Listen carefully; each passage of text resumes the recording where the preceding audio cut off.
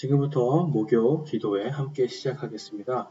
오늘 우리 하나님의 말씀 가운데서 함께 먼저 찬양과 영광을 올려드리기 원합니다. 로마서 6장 22절에서 23절 말씀 읽어보겠습니다. 그러나 이제는 너희가 죄로부터 해방되고 하나님께 종이 되어 거룩함에 이르는 너희의 열매를 얻었으니 그 끝은 영존하는 생명이니라.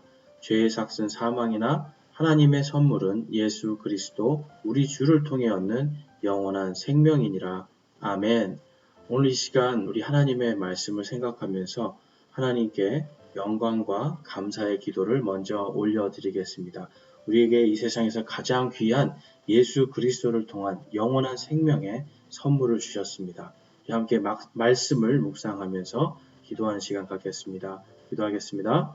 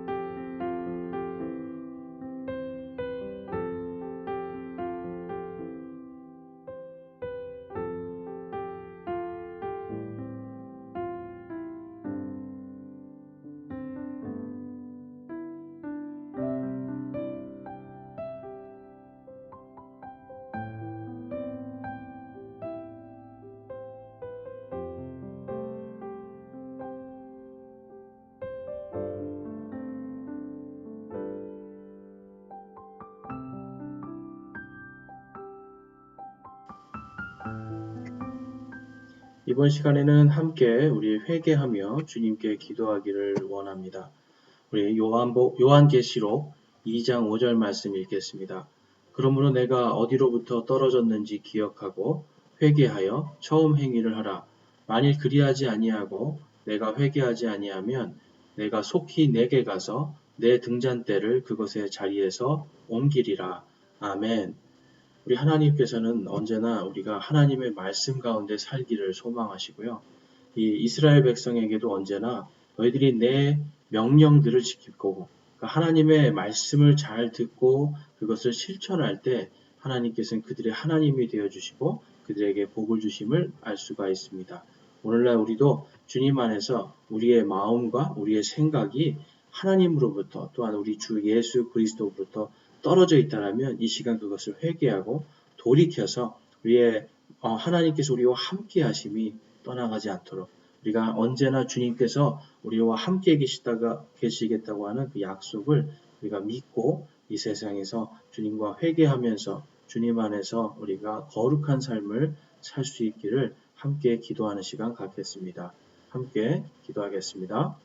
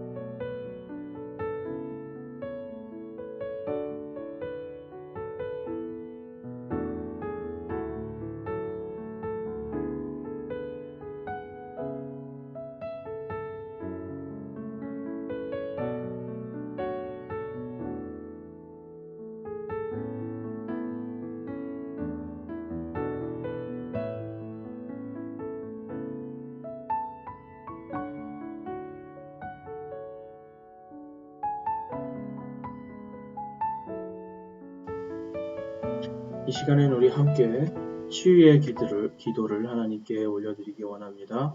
우리 말씀을 읽겠습니다. 야고보서 5장 14절에서 16절입니다. 너희 가운데 병든 자가 있느냐? 그는 교회의 장로들을 청할 것이요. 그들은 주의 이름으로 그에게 기름을 바르며 그를 위해 기도할지니라. 믿음의 기도는 병든 자를 구원하리니 주께서 그를 일으키시리라. 그가 죄들을 범하였을지라도 그것들을 용서받으리라. 너희 잘못들을 서로 고백하고 너희가 병 고침을 받도록 서로를 위해 기도하라. 의로운 자의 효력 있고 뜨거운 기도는 많은 유익이 있느니라. 아멘. 오늘 이 시간 우리 말씀을 생각하면서 우리 하나님 앞에 좀 전에 회개를 하였는데요. 또한 이 성경 말씀은 우리가 잘못을 고백함과 함께 또한 기름을 바르는 약품을 또 쓰기를 원하시고 또 그와 함께 우리 모든 성도들이 함께 이 아프고 연약한 지체들을 위해서 우리의 믿음에 이 효력 있고 강력한 기도를 함께 하기를 원합니다. 그래서 이 시간 우리 지체들 가운데 병약한 지체들을 위해서 함께 기도하시고 또한 여러분들 가족과 또한 여러분 자신과 그리고 이웃들을 위해서 하나님 우리의 병든 몸을 치유하여 주시고 우리의 병든 마음을 또한 치유하여 주시고 우리의 혼이 상하였다면 또한 우리의 혼을 치유하여 주십시오라고 이 시간 함께 고백하기 원합니다. 또한 우리 기도하는 가운데 우리의 욕심으로 인해 생긴 병들이 있습니다. 우리의 탐욕으로 인해 생긴 병들이 있습니다. 이 시간 그러한 것들이 있다면 주님께 또한 고백하는 시간 갖겠습니다. 함께 기도하시겠습니다.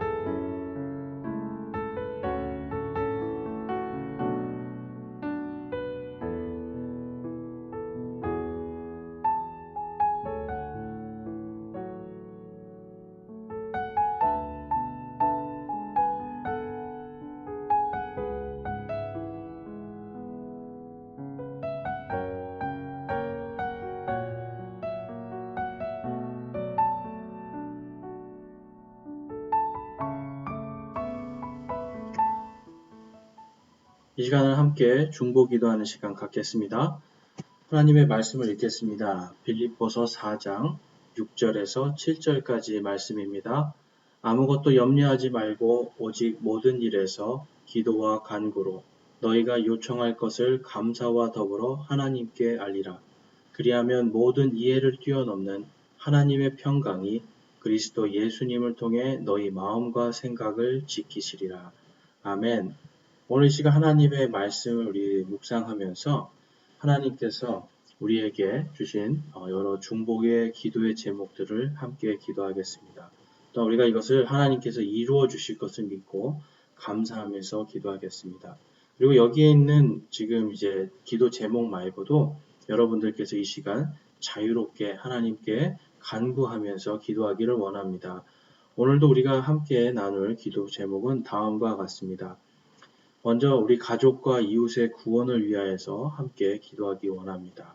그리고 교회 지체들과 모든 가족들이 신앙으로 굳건하게 세워질 수 있도록 특별히 이렇게 예배가 제한되어 있는 이러한 시절에 더욱더 우리가 하나님을 굳게 붙잡고 믿음으로 세워질 수 있도록 함께 기도하길 원합니다.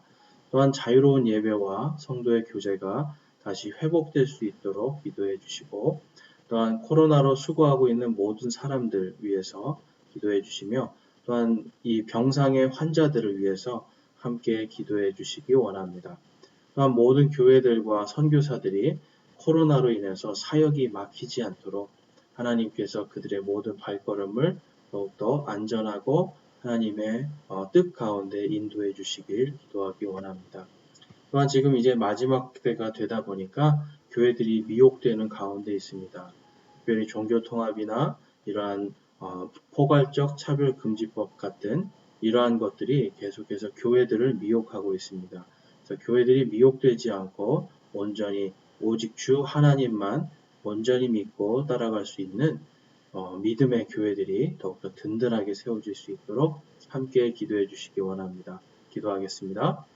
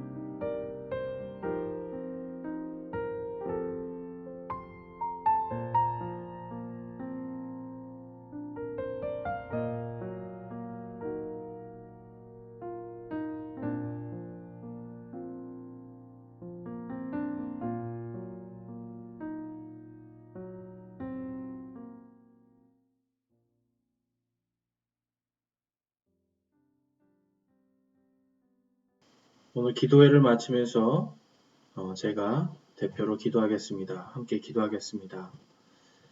사랑과 은혜가 풍성하신 하나님, 오늘도 저희들의 마음속에 하나님을 향한 사랑을 더욱더 많이 부어주시길 소망합니다. 주님, 저희들이 주님 앞에서 회개할 것들을 더욱더 깊이 바라보게 하시고 세상의 욕심과 탐욕으로 살고 또한 세상의 물질이 우상이 되고 나 자신이 우상이 되어서 살아왔던 모든 것들 주님 앞에 낱낱이 고백하고 회개하는 우리의 삶이 되게 하여 주시옵소서. 그것을 통하여서 모든 이해를 뛰어넘는 주님의 그 평강이 우리에게 넘치게 임하기를 소망합니다. 하나님 앞에 저희들이 기도하는 것으로 끝나는 것이 아니라 주의 말씀들을 실천하면서 주의 사랑을 실천하고 또한 주님의 말씀대로 저희들의 삶을 되돌아보는 우리의 삶이 되게 하여 주시옵소서. 하나님, 그것을 통하여서 저희들이 하나님의 자녀들로서 이 땅을 살아가면서 부끄럼 당하지 않고 주의 말씀과 주의 복음을 생명의 그 선물들을 저희들이 온 땅에 선포하고 다른 이들에게도 나누어 주기에 부족함이 없도록 주님 저희들을 사용하여 주시고 저희들을 세워 주시옵소서. 하나님께서 언제나 우리와 함께 하심에 저희들이 늘 감사함으로 주님께 모든 기도를 아뢰입니다. 주님, 저희들의 기도를 들어 응답하여 주시옵소서. 연약함을 세워 주시고 또한 저희의 병든 몸을 치유하여 주시고 저희들이 그것을 통하여서 더욱더 하나님의 영광을 바라보면서 이 땅에서 성령님과 또한 예수 그리스도와 함께 동행하는 저희의 믿음의 여정이 될 수 있도록 주님 인도하시고 축복하여 주시옵소서. 언제나 우리와 함께 하시는 우리 주 예수 그리스도의 이름으로 감사하며 기도드리옵나이다. 아멘.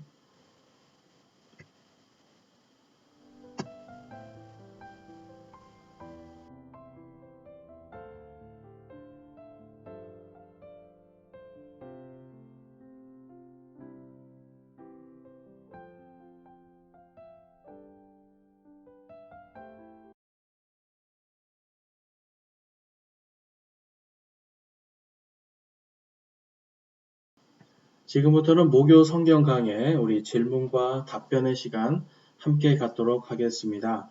오늘 하나님의 말씀을 통해서 저와 여러분 안에 하나님의 크신 은혜가 함께하기를 주님의 이름으로 축원합니다.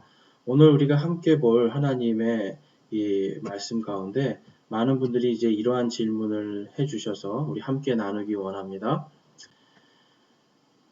오늘 질문은 다음과 같습니다. 왜 막달라 마리아는 부활하신 예수님을 알아보지 못했나요? 많은 분들이 이제 이 부분에 대해서 좀 궁금해 하시는 분들이 있어요. 이제 그 이유에 대해서 이제 좀 설명을 해드리자면, 이 부분을 이제 보니까 많이 다루지를 않습니다. 그래서 오늘 말씀을 우리가 다룸에 있어서 이제 요한복음 20장 말씀을 주로 해서 이제 거기에 있는 내용들을 통해서 왜 막달라 마리아가 처음에 부활하신 예수님을 알아보지 못했는데 다시 예수님의 음성을 듣고 그분을 알아보고 그 다음에 이제 예수님께서 또 막달라 마리아가 예수님을 만지려고 할 때 만지지 말라고 하는 이제 이런 부분들을 우리가 살펴보면서 예수님이 이제 부활하신 다음에 있었던 이제 행적들, 그리고 또 오늘은 좀 약간 흥미로운 부분들을 좀 다룰 건데, 예수님의 시신이 무덤에서 3일 동안 계셨잖아요. 그 3일 동안에 어떤 일이 있었는지 성경이 기록하고 있습니다. 그래서 그 부분을 우리가 좀 살펴보면서 예수 그리스도의 영광스러운 부활이 어떤 건지를 오늘 좀 깊이 있게 살펴보고 그것을 다뤄보기 원합니다. 그래서 여러분들이 이제 성경책이 있으면 성경책을 이제 펴서 보시기 원하고, 또 오늘 하는 그 내용들이 여러분들이 이제 한 번에 만약에 이해가 되지 않는다면 저에게 또 질문을 해주시면 그것에 대해서 답변을 다시 해드리겠습니다. 자, 그래서 이제 먼저 우리가 읽을 오늘 말씀에 대해서 함께 보겠습니다. 마태복음 20장 13절에서 14절까지 말씀입니다. 먼저 읽어보시면, 그들이 그녀에게 이르되 여자여 어찌하여 슬피 우느냐 하니, 그녀가 그들에게 이르되 그들이 내 주를 옮겨다가 어디 두었는지 내가 알지 못하기 때문이니이다 하더라.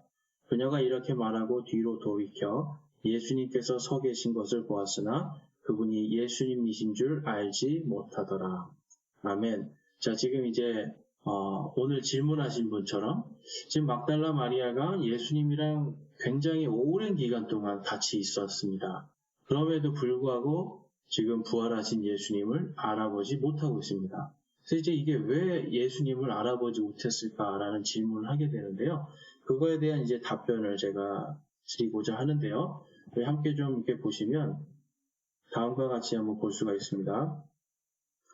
자, 이제 먼저 우리가 중요하게 생각해야 될 부분이 이제 예수님의 부활이 어떤 건가, 특별히 이제 예수님의 부활이 사실인가 아닌가에 대한 부분이에요. 왜 이것이 이제 중요하냐면 많은 지금 이제 신학자들 그리고 많은 목사님들이 그리고 예수님의 부활을 자꾸만 영적인 부활로 가르칩니다. 그러니까 육신을 진짜로 갖고 이 예수님의 이제 좀 이따 육신에 대해서 우리가 보겠지만 영광스럽고 가장 거룩한 그 육신을 입고 다시 부활하신 거예요.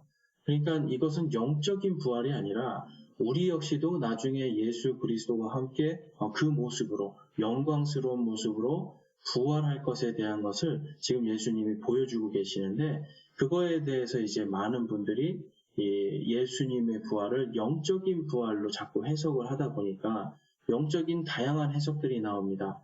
그래서 이제 은혜로운 부분들도 많이 있는데 중요한 것은 예수님의 부활이 육신이 아닌 영적인 부활로 해석됐기 때문에 오늘날 수많은 이단들이 다 뭐를 이야기하는 거예요? 내가 그 영적인 영으로 부활한 예수 그리스도의 화신이다. 그 영으로 부활한 예수 그리스도의 육신이 바로 나이다. 이렇게 가르치는 거예요. 그러니까 이단들이 사실 지금 나오는 내가 예수 그리스도다라고 하는 내가 그리스도다라고 하는 자칭 예수들의 기본 컨셉이 바로 예수님의 부활이 영적인 부활이다라는 거에서 시작이 됩니다.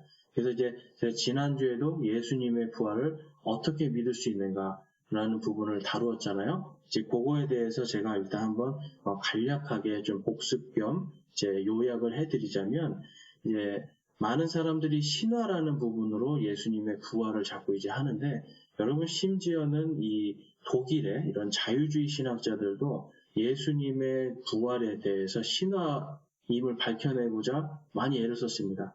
그러니까 하나님을 믿고 그리스도를 믿는다고 하는 사람들도 예수님의 부활을 자꾸만 이제 영적인 부분 그리고 신화적인 부분으로 이제 몰아가면서 그거에 대한 거를 이제 주장을 했던 사람들이 많이 있어요. 굉장히 유명한 사람들이 많은데 아무튼 그럼에도 불구하고 여러분 제가 지난주에 말씀드렸죠. 신화는 역사적인 증거도 없고 사실적인 증거도 없이 그냥 어떤 특정 집단이 종교적인 어떤 이유에 의해서 믿고 있는 이야기입니다. 이게 신화예요.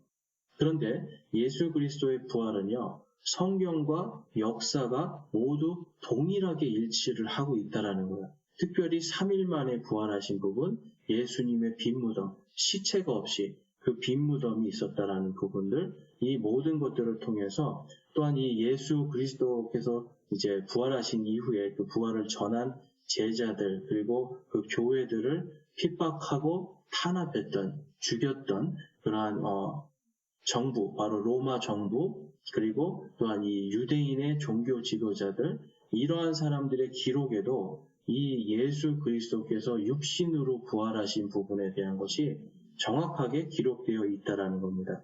그래서 예수님의 부활은요, 무신론자들이나 비그리스도 학자들이나 또 이 자유주의 학자들이나 그 육신의 부활에 대한 엄청난 양의 증거를 통해서 제가 이제 약 한 3,700여 개 정도라고 말씀을 지난주에 드렸습니다. 사실로 받아들이는 겁니다. 그러니까 여러분 한 개나 두 개 아니에요. 그리고 오직 성경에 있는 얘기만이 아니라 바로 이 예수님을 대적했던 무리들의 역사 속에도 바로 예수님의 부활이 그분의 육신의 부활이 그대로 증거되어 있는데 3,000개가 넘는 증거가 있다라는 겁니다.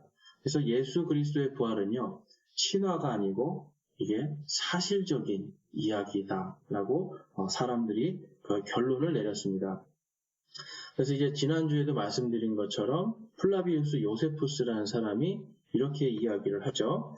이제 빨간 줄 쳐져 있는 것만 제가 읽어보겠습니다. 왜냐하면 하나님의 선지자들이 그에 관해 예언한 대로 3일 만에 다시 살아나서 그들에게 나타났기 때문이었다.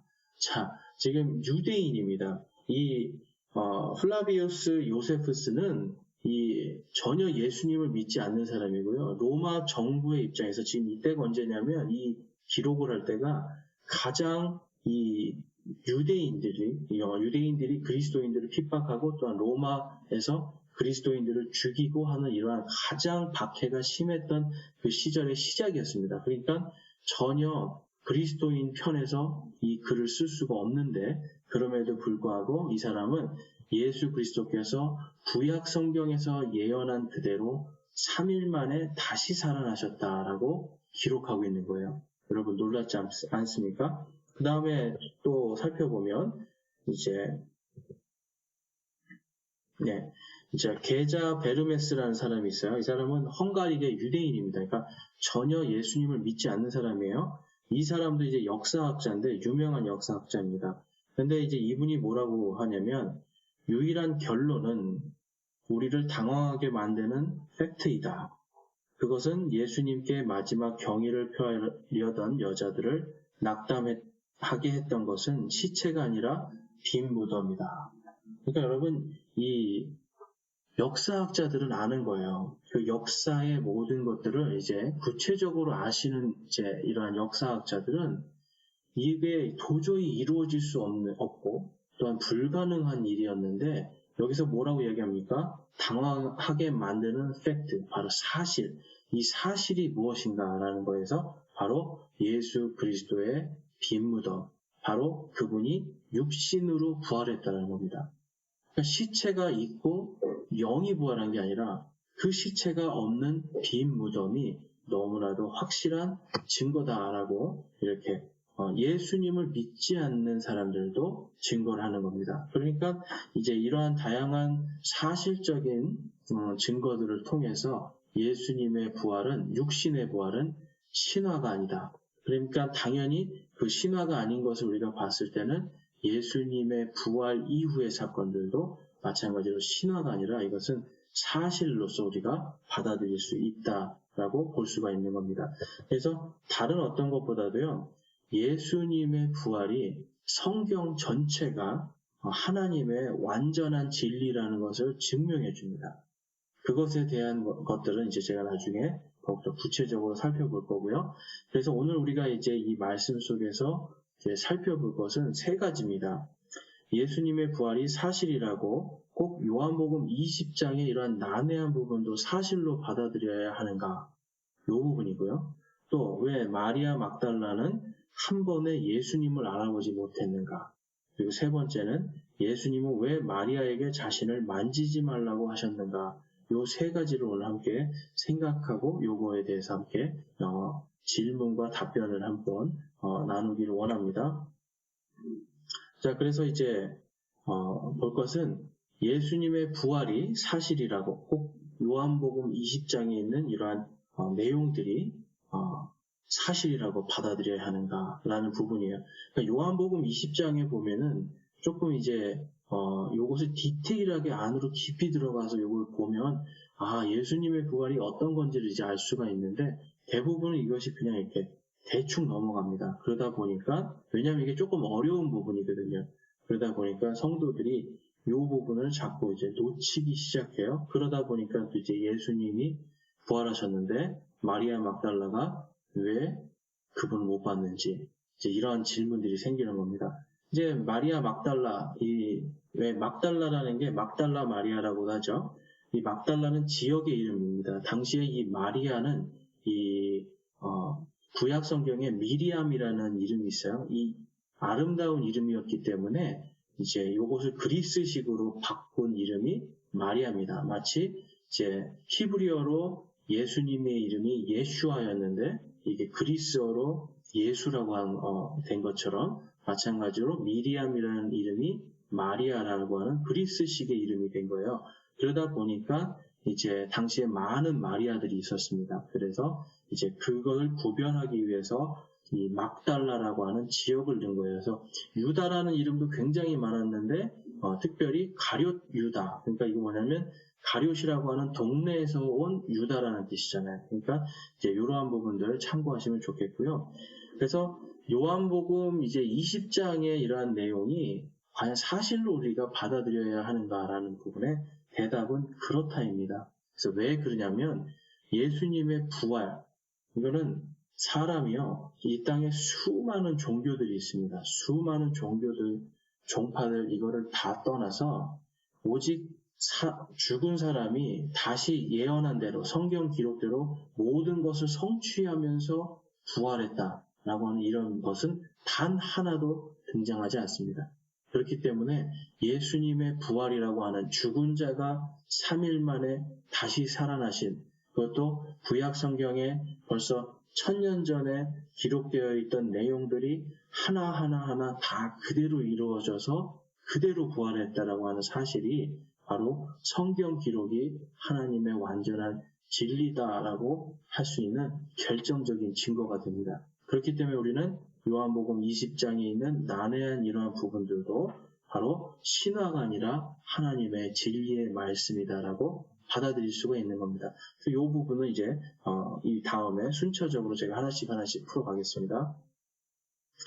자, 왜 막달라 마리아는 한 번에 예수님을 알아보지 못했는가? 자, 여기에 대한 답변은 너무나도 간단합니다. 그것은 너무나 영광스러운 모습이었기 때문에 볼 수가 없었던 거예요. 그러니까 갑자기 여러분, 내가 알고 있던 어떤 사람이 너무나 영광스러운 모습으로 이제 나타나는 겁니다.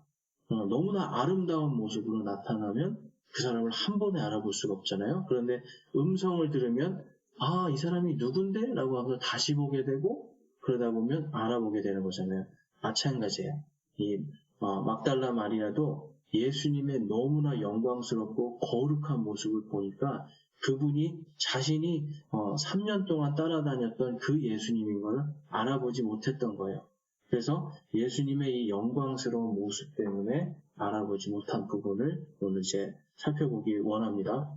자, 그래서 이제 살펴보면 이 오른쪽에 있는 그림을 보시면 이제 위쪽에 우리가 이제 잘 아는 예수님의 얼굴입니다. 백인의 파란 눈, 금발을 하시고 이제 하얀 피부를 입고 너무나 아름다운 면모죠. 그런데 이제 그 밑에 보시면 최근에 사람들이 이제 위에 있는 거에 비하면 참 못생겼잖아요. 그렇죠? 못생겼고 시커멓고 머리도 까맣고 까만 털이 있고. 그러니까 이제 이러한 그 중동 지역에 있는 어떤 이제 흔히 볼 수 있는 이러한 사람의 얼굴을 통해서 이제 예수님이 이러한 얼굴을 가졌을 거다라고 하는 이제 상상도입니다. 이제 이런 부분을 이제 살펴볼 때 왜 이런 그림이 나왔는가 이제 살펴보면, 자, 이사야서 52장 말씀 가볼게요. 이사야서 53장입니다. 이사야서 53장 2절 말씀에 보면 예수님이 어떤 모습을 하고 있을 거다라고 하는 예언이 담겨져 있습니다. 한번 읽어볼게요. 그가 그분 앞에서 연한 초목같이 마른 땅에서 나온 뿌리같이 자랄 터이니 그에게는 모양도 없고 우아함도 없으며 우리가 그를 볼 때에 그를 흠모할 만한 아름다움이 없도다. 그러니까 이제 흠모할 만한 아름다움이 아무것도 없다라고 이렇게 기록되어 있고요. 창세기 10장 22절에 보면 셈의 자손은 엘람과 아수르와 아르박삭과 룻과 아람이요. 자, 여기서 이제 제가 이제 보면 오타가 좀 있는데요. 어쨌든 터키와 아수르, 아르박삿 이제 요런 요 두 지역을 한번 잘 살펴보시면 아르박삿에서 이제 아브라함의 아버지 데라가 태어납니다. 그러니까 아르박삿의 후손 중에 데라, 그 다음에 아브라함을 통해서 이제 이삭과 그렇죠? 네, 야곱 그리고 이스라엘 이렇게 유대인들이 이제 태어나는 거예요. 그래서 이들이 다 노아의 자손 중에 셈의 자손이고 특별히 아르박삿과 이 아수르 이쪽 지역이 바로 아브라함이 태어난 하란이 있는 지역입니다. 그러니까 아브라함은 오늘날로 말하면 시리아 지역에 있는 사람인 거예요. 그래서 이제 한번 여기를 이제 살펴보면 이 아르박삿 요 지역에 있는 사람들이 어떻게 생겼는가. 이제 축구 선수들 얼굴을 이제 제가 한번 올렸어요. 그러면 시리아에 있는 축구 대표 선수들 얼굴입니다. 자, 어떠세요, 여러분? 금발에 파란 눈에 하얀 얼굴들이 아니죠? 지금 이제 이게 조명이 세게 됐지만 보면 갈색 얼굴에 그 다음에 검은색 머리 그리고 검은색 수염이 있고 이 사람들은 되게 잘생긴 사람들입니다. 그런데 이제 예수님은 보면 흠모할 것이 없게 생겼다. 그러니까 못생기셨다라는 거예요. 특별히 이제 거리를 이제 굉장히 먼 거리를 다 걸어 다니셨잖아요. 그러니까 당연히 야위었을 거고 또 햇볕에 그을려서 얼굴도 더 까맸을 겁니다. 그러니까 이 아르박사 땅이 바로 이 예수님의 그러니까 유대인의 조상인 아브라함이 태어난 곳이에요. 그래서 이쪽 지역의 사람들은 지금의 시리아 사람들 얼굴과 비슷할 것이다. 그래서 지금도 여러분 시리아 사람들은 이 중동의 다른 지역에 있는 특별히 이제 뭐 팔레스타인 이쪽에 있는 사람들은 가나안 족속들이고 함의 자손들이고 시리아 사람들은 이제 이 셈의 자손들이에요. 그래서 셈의 자손 중에 엘람이 있잖아요. 엘람은 이란 사람들이거든요. 그래서 지금도 시리아하고 이란은 굉장히 가까이 잘 지냅니다. 그래서 이제 이러한 부분들만 봐도 그래서 민족적인 어떤 연결성이 있다라는 걸 이제 알 수가 있죠. 그래서 이제 아르박사에 살고 있는 사람들 얼굴을 보시면 지금 우리가 어떤 기독교의 이런 성화들이나 이런 데서 보는 것처럼 이 예수님의 얼굴이 결코 백인의 어떤 잘생긴 이러한 사람이 아니라 정말 하나님의 말씀처럼 볼품없고 어떤 마른 뿌리같이 그냥 이러한 분, 시커멓고 이러한 분이 수 있다라는 걸 이제 볼 수가 있는 거예요. 그러니까 이 막달라 마리아는 그러한 예수님을 계속 지켜본 겁니다. 그런 예수님과 같이 먹고 이야기를 했던 거예요. 그러니까 어때요? 그 막달라 마리아의 머리에는 보잘것없고 마르고 새카만 그 깡마르고 보잘것없는 그 예수님의 얼굴이 너무 깊게 들어가 있잖아요. 그러니까 영광스러운 그리고 가장 거룩한 그런 모습으로 부활하신 예수님을 봤을 때 한 번에 알아보지 못했던 겁니다. 아마 이제 예수님이라기보다는 이제 또 천사로 더 봤을 거예요. 그렇기 때문에 알아보지를 선입견을 갖고 보는 거죠. 그래서 알아보지 못했다라고 볼 수 있습니다. 자, 다음을 보면 자, 그래서 이제 구약 시대에도 이러한 모습이 있어요. 구약에 보면 이 모세의 영광스러운 변화에 대한 부분이 나옵니다. 출애굽기 34장입니다. 출애굽기 34장 29절에서 30절인데요. 모세가 두 증언판을 자기 손에 들고 시내산에서 내려왔는데 그 산에서 내려올 때 모세는 자기가 그분과 말하는 동안 자기 얼굴의 피부가 빛나던 것을 알지 못하였더라. 30절입니다. 아론과 온 이스라엘 자손이 모세를 보니 보라 그의 얼굴의 피부가 빛나므로 그들이 그에게 가까이 가기를 두려워하였더라. 아멘. 자, 지금 보면 가까이 가기가 두려울 정도로 영광과 거룩함을 가지고 지금 이 모세가 하나님께서 주신 이 두 언약 그 돌판을 가지고 내려옵니다. 근데 이제 그의 피부가 이제 막 너무 광채가 나는 거죠. 그러니까 이제 이것은 평소에 모세의 모습을 봤던 사람들이 완전히 다르게 된 걸 보니까 그 영광과 권위에 완전히 이제 두려움을 갖기 시작하는 그런 것입니다. 그래서 나중에 이 백성들이 그것이 너무 보기에 두려우니까 어때요? 너무 거룩하고 영광스러우니까 수건을 가려버립니다. 그러니까 이제 빛나는 광채라도 좀 가리자고 하는 거예요. 그러니까 이러할 정도로 지금 예수님이 하다못해 모세도 이러는데요.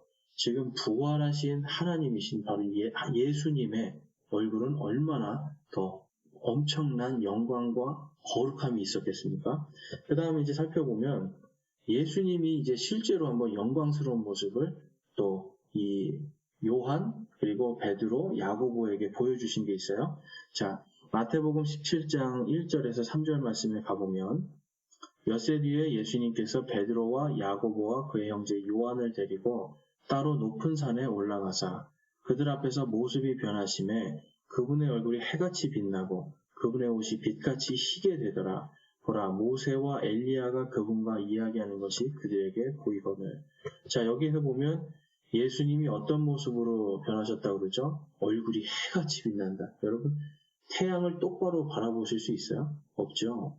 이게 눈부신 겁니다. 그리고 그분의 옷도 빛같이 희게 되었다. 그러니까 이 영광의 광채가 너무나 빛나니까 예수님 옷이 여러분 얼마나 좀 이렇게 낡고 누더기 같은 옷을 입으셨겠어요.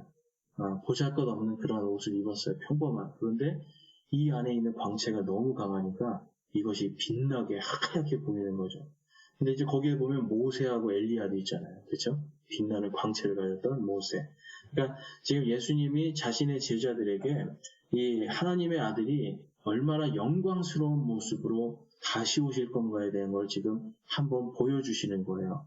그러니까 이러한 모습을 봤을 때도 지금 제자들의 특별히 베드로, 야고보, 요한 요 세 명에게만 보여주셨잖아요. 그러니까 이제 이러한 부분들을 봐서도 예수님의 지금 영광스러운 모습을 특별히 이 요한은 한번 보았기 때문에 요한복음에서 굉장히 그것을 이제 다루고 있는 겁니다. 특별히. 자, 그래서 이제 그러한 예수님의 지극히 영광스러운 모습을 여러분 잘 상상해 보시면서 다음 질문을 이제 한번 우리가 살펴보기를 원해요. 예수님은 왜 마리아에게 자신을 만지지 말라고 하셨는가? 그러니까 부활하고 영광스러운 모습인데 이제 마리아에게 만지지 말라고 하신 거예요. 자, 한번 보겠습니다. 요한복음 20장 16절에서 17절입니다. 예수님께서 그녀에게 마리아야 하시거늘 그녀가 돌이켜 그분께 라보니여 하니 이것은 선생님이여 라는 말이라. 예수님께서 그녀에게 이르시되 내게 손을 대지 말라. 내가 아직 내 아버지께로 올라가지 아니하였노라. 다만 내 형제들에게 가서 그들에게 이르되 내가 내 아버지 곧 너희 아버지 내 하나님 곧 너희 하나님께로 올라간다 하라 하시니. 자, 지금 예수님께서 뭘 말씀하시는 거예요? 우리는 예수님이 올라가신 걸 승천하셨을 때만 올라가신다고 하는데 지금 내가 가라. 너희들에게 가서 제자들에게 내가 곧 아버지 하나님께로 올라간다라고 말씀하는 거예요. 그렇기 때문에 내게 손을 대지 말아라. 이렇게 말씀을 하는 겁니다. 자, 그럼 왜 이런 일이 있을까? 당시에 보면 이제 여인들이 예수님의 발에 눈물로 이제 기름을 뿌리고 자기의 머리로 닦고 아니면 발에 입을 맞추고 막 이런 이야기도 있었잖아요. 그러니까 이것이 이제 당시의 어떤 그 예수님에 대한 존경의 표시였어요. 그래서 막달라 마리아가 이게 존경의 표시를 이제 하려고 하니까 손을 대지 말아라. 왜냐하면 내가 아버지 하나님께 올라가야 되기 때문이다라고 지금 말씀을 하고 있는 거예요. 자, 그러면 왜 그러한 일이 있을까? 그것은 예수님이 이때 지극히 영광스럽고 지극히 거룩한 모습으로 잠자는 자들의 첫 열매로 태어나신 겁니다. 그러니까 무덤에서 부활하신 모습이 지금 잠자는 자들의 첫 열매가 되셨다라는 거예요. 그래서 성경 말씀에 보면 다음과 같은 말씀이 있죠. 민수기 3장 13절에 보면 이는 처음 난 모든 것이 내 것이기 때문이니라. 내가 이집트 땅에서 처음 난 모든 것을 치던 날에 이스라엘 안에서 처음 난 것은 사람이나 짐승이나 다 나를 위해 거룩히 구별하였으니 그들은 내 것이 되리라. 나는 주니라. 아멘. 자, 그러니까 처음 난 것은 누구에게 먼저 드려야 돼요? 바로 하나님 아버지께 먼저 드려야 되는 겁니다. 그래서 사람의 손이 되면 안 되는 거예요. 그래서 어떤 분은 이게 여자기 때문에 못 만지겠다지 이렇게 얘기하는데 그게 아닙니다. 그러니까 여자든 남자든 상관없는 거예요. 사람의 손이 아무도 닿으면 안 되는 거예요. 이 하나님의 지금 잠자는 자들의 첫 열매는 항상 제사장이 손을 들어서 막 하나님께 이렇게 흔드는 제물로 헌물로 하나님께 먼저 드립니다. 그렇기 때문에 잠자는 자들의 첫 열매로 부활하신 예수님은 사람의 손이 닿아서는 안 되는 거예요. 지극히 영광스럽고 거룩하신 모습으로 하나님께 먼저 올라가서 그분께 드리는 것이 먼저인 것입니다. 그래서 마리아에게 손을 대지 말아라. 내가 대신 하나님 아버지께 내가 올라간다라고 제자들에게 말해라 라고 말씀하신 거예요. 그 다음에 이제 다른 말씀에 보면 그들에게 먼저 너희들이 이른 대로 예수님께서 말씀하신 대로 갈릴리에 가 있어라. 이런 말도 이제 전해주시잖아요. 그러니까 뭐예요? 올라가셨다가 다시 오신다라는 거를 말씀해 주신 겁니다. 그러니까 우리는 그냥 막연하게 예수님이 승천하신 것만 생각하는데 지금 예수님이 올라가셔야 되는데 그 이유에 대해서 우리 좀 한번 살펴보겠습니다. 자, 이것이 이제 왜 그러냐면 구약에 있는 부활의 예언을 성취해야 되기 때문에 그래요. 자, 시편 68편에 가보면 이러한 말씀이 있습니다. 시편 68편 18절에서 19절 말씀 한번 보실게요.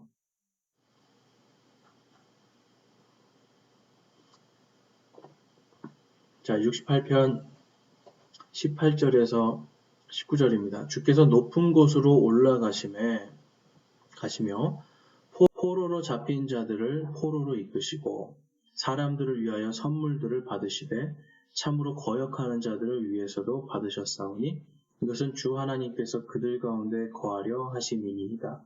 19절 날마다 우리에게 은택을 더하시는 주 곧 우리의 구원의 하나님을 찬송하리로다 셀라. 자, 지금 시편에서 뭘 말씀하시는 거예요? 주께서 높은 곳으로 올라가시며 포로로 잡힌 자들을 포로로 이끄시고, 자, 이것이 무엇이냐면 예수님께서 부활하실 때 포로로 잡힌 자들을 이끌고 올라가셔야 된다고 하는 부활의 어떤 예언의 하나입니다. 그러니까 예수님이 단순히 그냥 육신으로 부활하시고 40일 동안 사역하신 거 요것도 있지만 시편에서 보면 요 부분이 반드시 성취가 돼야 이게 바로 메시아의 증거가 되는 거예요. 그러니까 예수님은요 그냥 본인 혼자 부활하는 게 아니라 이 포로로 잡힌 자들까지도 부활시켜서 같이 하늘로 올라가셔야만이 예수님이 진짜 메시아로서의 증거가 되는 겁니다. 자, 그거에 대한 내용이 성경 말씀에 있는데 한번 살펴보겠습니다. 자, 예수님의 이제 시신이 무덤 속에 3일 동안 있었잖아요. 그 3일 동안에 어떤 일이 일어났을 건지 여러분 한번 생각해 보셨어요? 그냥 3일 동안 가만히 무덤에 계셨을까? 아니면 그때 무슨 일이 있었을까? 근데 성경에는 다음과 같이 기록이 되어 있습니다. 왜냐하면 시편 68편의 말씀을 성취해야 되기 때문에. 자, 그래서 마태복음 12장 말씀 가보면 39절에서 40절 말씀 볼게요. 그분께서 그들에게 응답하여 이르시되 악하고 음란한 세대가 표적을 구하나 대언자 요나의 표적 외에는 아무 표적도 이 세대에게 주지 아니하리라. 요나가 밤낮으로 사흘 동안 고래 뱃속에 있었던 것 같이 사람의 아들도 밤낮으로 사흘 동안 땅의 심장부에 있으리라. 자, 이게 무슨 말씀이에요? 예수님께서 지금 예언을 하신 거거든요. 내가 사흘 동안, 지금 무덤 속에 있는 사흘 동안입니다. 사흘 동안 어디로 가신다고요? 땅의 심장부로 내려갈 것이다. 예수님의 육신은 지금 무덤 속에 있고요. 예수님의 영과 혼이 지금 어디로 가 있는 겁니까? 예수님이 바로 땅의 심장부로 가 있는 겁니다. 그러니까 예수님의 이 무덤에 있던 사흘 동안의 역사 중에 가장 일어날 것은 무엇입니까? 예수님이 지금 땅의 심장부에 가 있어야 됩니다. 그럼 심장부에 가서 무슨 일을 하실까요? 다음 말씀을 한번 보겠습니다. 자, 누가복음 16장 22절에서 26절에 보면 땅의 심장부가 무엇인지에 대해서 말씀하고 있어요. 자, 거지 나사로와 부자의 예화입니다. 자, 그 거지가 죽어 천사들에 의해 아브라함의 품으로 옮겨지고 그 부자도 죽어 묻히게 되었더라. 그가 지옥에서 고통 중에 눈을 들어 멀리 아브라함과 그의 품에 있는 나사로를 보고, 자, 지금 이제 보면 아브라함의 품 그리고 지옥이라고 하는 장소가 나옵니다. 그러니까 아브라함의 품이라고 하는 장소로 지금 죽은 거지가 이제 옮겨집니다. 그리고 거지 나사로가 옮겨지고 부자는 어디로 옮겨지는 거예요? 지옥으로 옮겨집니다. 그러니까 이게 지금 땅의 심장부 지하에 있는 두 공간에 대해서 지금 기록하고 있는 거예요. 예수님이 말씀하시는 거죠.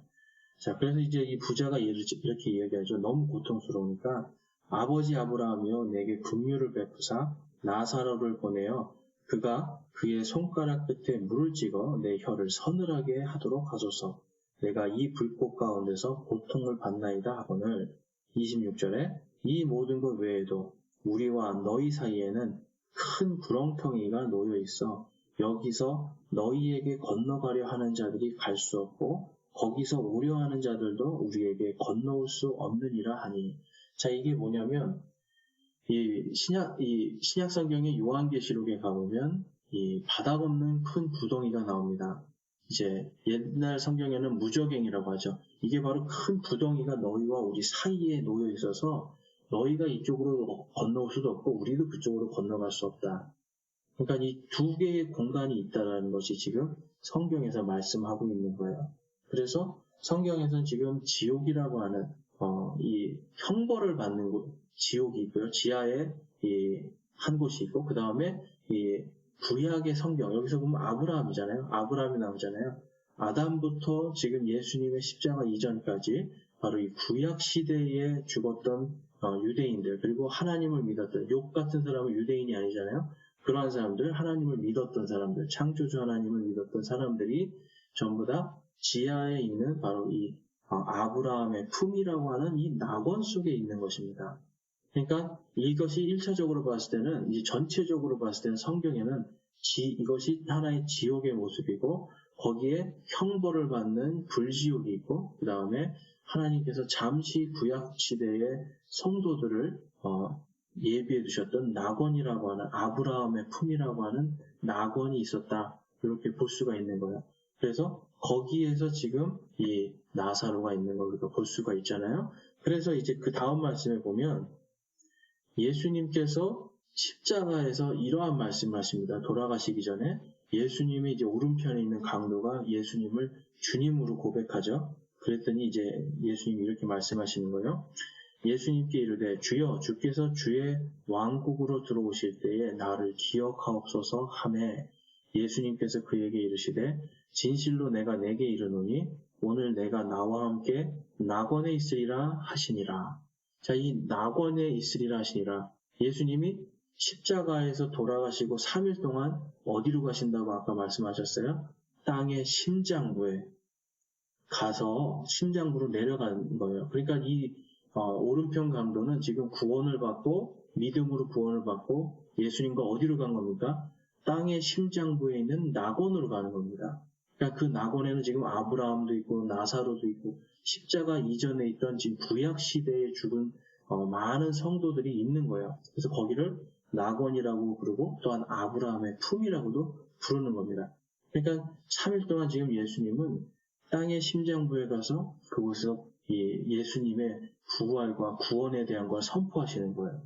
그래서 이 부분이 지금 예수님의 3일 동안에 지금 있는 일들이 지금 성경에 하나하나 기록되어 있는 걸 우리가 볼 수가 있습니다. 다음을 보면, 자, 예수님이 이제 3일 동안 그렇게 하셔서 이제 3일 동안 낙원에 가셔서 이 부활과 구원을 선포하시잖아요. 그 다음에 마태복음 27장 52절에서 53절에 가보면 그 다음에 아까 시편 68편에 있었던 말씀이 이제 성취가 되는 내용이 나옵니다. 한번 보겠습니다. 52절 무덤들이 열리니 잠든 성도들의 많은 몸이 일어나 그분의 부활 후에 무덤 밖으로 나와서 거룩한 도시로 들어가 많은 사람에게 보이니라.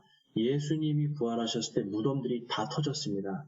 그러니까 이 거대한 돌들이 다 터져 나간 거예요. 그러니까 무덤을 막고 있던 것들이 터져 나가고 예수님이 잠자는 자의 첫 열매로서 부활하실 때에 그 무덤 속에서 수많은 성도들이 다 나오는 겁니다.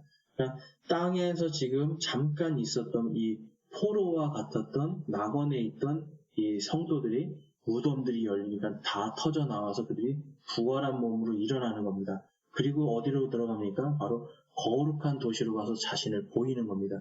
이것을 통해서 이 시편 68편에 예수 그리스도께 이 그리스도의 부활의 증거를 지금 이들이 거기 가서 보이는 거예요.